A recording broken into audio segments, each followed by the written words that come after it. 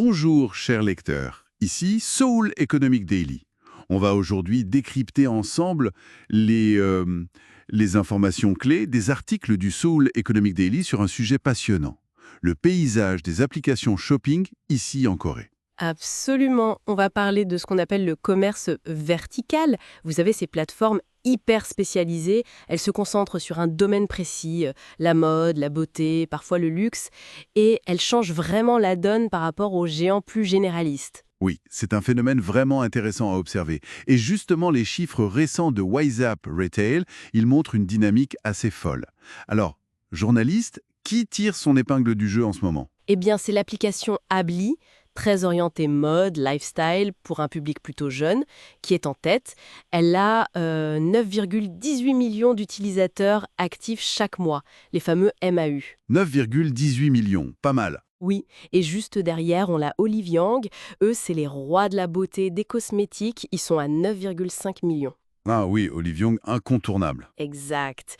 Et puis Munsa, le grand spécialiste de la mode, surtout masculine d'ailleurs, qui suit de près avec 8,18 millions d'utilisateurs. Abli devant Olive Young, franchement, c'est une sacrée performance, hein.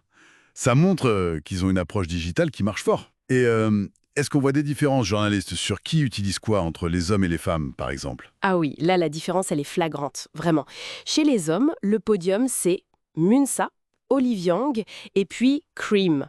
Cream, c'est la plateforme de revente très tendance pour les sneakers, ce genre de choses. D'accord. Munsa en tête pour les hommes, logique. Voilà. Mais alors chez les femmes, c'est complètement différent. C'est Appli qui domine, mais alors très largement. Ensuite, on retrouve Olive Young, puis Zigzag, qui est une autre grosse appli de mode féminine. Appli domine à ce point. Pour vous donner une idée, sur les 9,18 millions d'utilisateurs d'appli, tenez-vous bien, 8,38 millions sont des femmes. 8,38 millions. Ah oui, d'accord. C'est énorme. Ça explique bien pourquoi ils sont numéro un au totin. Et si on regarde au-delà du genre, est-ce qu'il y a des préférences par âge? Journaliste? Oui, oui, la segmentation par âge est très claire aussi. Ça montre bien que chaque application a sa cible, quoi. Appli, par exemple, cartonne chez les plus jeunes, les moins de 20 ans. Mais fait intéressant aussi chez les quadragénaires. Ah, c'est curieux ça, les cadras aussi. Oui, alors qu'Olive Young, c'est vraiment le QG des 20-30 ans, la génération Y, les millennials. D'accord. Et on a même des applis comme Queenit qui visent très spécifiquement les 50 ans et plus. Donc oui, chaque tranche d'âge a un peu sa plateforme préférée. C'est une cartographie vraiment précise des usages. Et ce marché, il évolue comment? Est-ce que ça continue de grimper ou est-ce qu'on sent une saturation journaliste? Ah non, loin de saturer. C'est un secteur en pleine effervescence. Le top 10 de ces applis spécialisées, eh bien, toutes sont en croissance par rapport à l'an dernier. Toutes, Ah ouais? toutes. Oui.